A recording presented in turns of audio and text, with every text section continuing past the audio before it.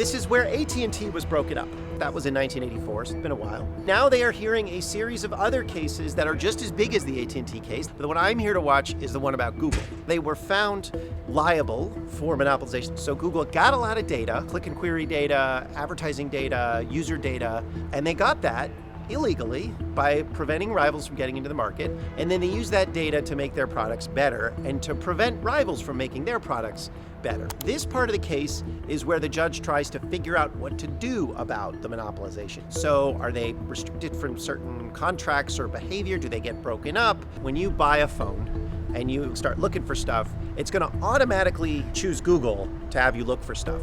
And what that means is that Google gets information and data and users. Now more than 50% of search queries on Google actually direct people to Google properties.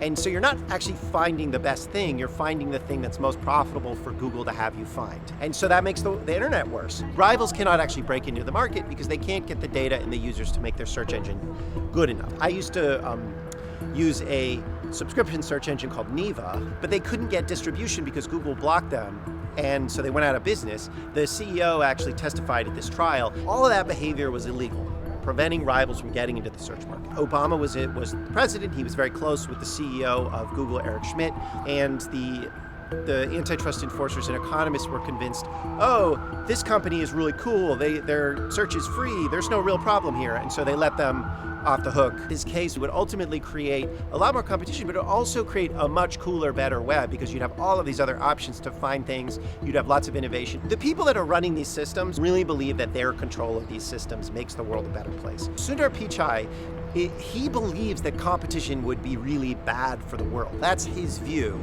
And so that's kind of what he put on the stand. It is good that the rule of law is being applied to the powerful. It's good that the Trump administration is continuing with what the Biden administration was doing. So this is a bipartisan thing. The basis of authoritarianism, or of fascism really, is centralized corporate power fused with the state. That's why this trial matters. That's why antitrust and anti-monopoly arguments actually matter. They really are the guts of what it means to live in a free society.